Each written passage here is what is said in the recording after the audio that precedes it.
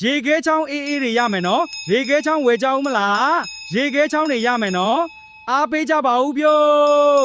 ရေခဲချောင်းအေးအေးတွေရမယ်နော်ရေခဲချောင်းဝယ်ကြအောင်မလားရေခဲချောင်းတွေရမယ်နော်အားပေးကြပါဦးဗျို့ ရေခဲချောင်းဒီကိုကြီးကျွန်တော်ရေခဲချောင်းတစ်ချောင်းလောက်ရောင်းပါဗျာ ရှောင်းအရှိကရေခဲချောင်းရောင်းတဲ့ရေခဲချောင်းတီစီမှာရေခဲချောင်းတွားဝယ်စားကြမယ် ဟုတ်ပြီတငယ်ချင်းသွားဝယ်စားကြမယ် ရေခဲချောင်းရောင်းတဲ့သူကဘယ်သူများလဲလို့ចောင်းလုံးကငါတငယ်ချင်းကြွက်နေပါလားမင်းဘလို့ဖြစ်ပြီးရေခဲချောင်းရောင်းနေတာလဲကွာအေးကွာငါအိမ်စီးပွားပြတ်သွားပြီးတဲ့ကငါလဲចောင်းကနေထွက်ပြီးတော့ရေခဲချောင်းရောင်းရင်အသက်မွေးဝမ်းချောင်းပြုတ်နေရတာသူငယ်ချင်းတို့ရာចောင်းတက်တုံးကမင်းတို့အိမ်ကအရန်ချမ်းသာတာပါကွာအခုလိုမျိုးမင်းကိုဒီလိုမျိုးရေခဲချောင်းရောင်းရင်စင်းစင်းရဲဖြစ်နေတဲ့ပုံစံကိုမြင်တော့ရဲတော့ရဲချင်းမိတာ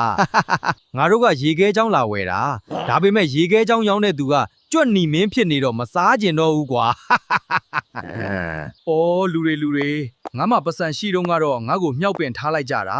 ငါမှပတ်စံလည်းမရှိတဲ့အခါကျတော့ငါ့ကိုပစ်ပယ်သွားကြတာပဲ True Bear continued.